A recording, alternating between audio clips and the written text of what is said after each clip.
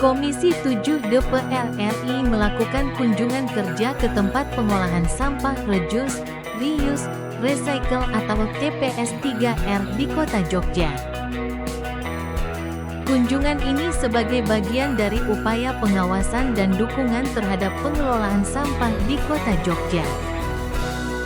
Kunjungan ini juga menjadi momentum penting untuk memperkuat sinergi antara pemerintah pusat dan daerah dalam menangani persoalan sampah secara berkelanjutan.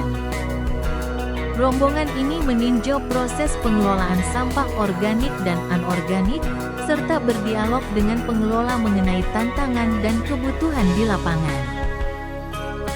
Anggota Komisi 7 DPR RI, Syarif Fasya mengapresiasi atas kinerja TPS 3R ini yang dinilai berhasil mengedukasi masyarakat sekaligus mengurangi beban TPA.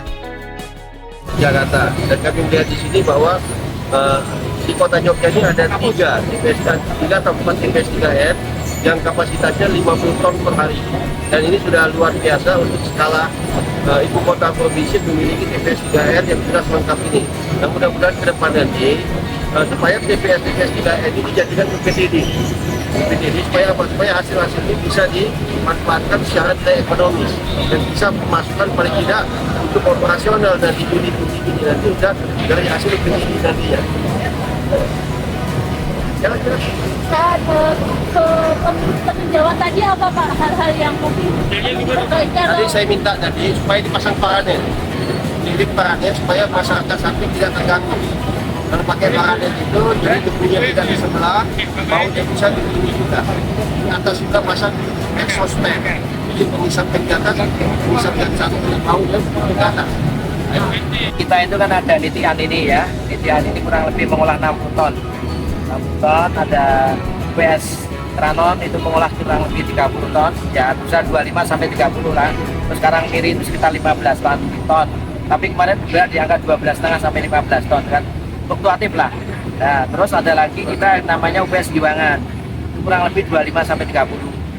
Ada lagi UPS kita yang ada di Siti Mulyo, itu kan ada RDF, ada juga yang pembakaran atau incinerator. Nah, itu yang pembakaran itu bisa di sekitar 25 sampai 30 juga ya. Yang RDF kita pembakaran kita kan sudah mulai berjalan, itu yang baru. Di sana ada 5 ya. Ya 5 itu kurang lebih ya 5 kali 15 atau 5 kali 10 lah. Kurang lebih sekitar 50 sampai 60 ton. 60 ton itu Bapak. Jadi kita kalau di bulan sampah di kota itu kan 250 sampai 260. Kan kita baru 190 sampai 200. Jadi masih ada 50 kita yang belum idle ini yang harus kita berusaha bagaimana ini bisa kita kelola dengan baik. Makanya dari hulu yang dari masyarakat kita minimaliskan nantinya. Nah, bisa memilah lah nih masyarakat, maka yang masuk ke penggerobak atau transporter itu harus sudah terpilah.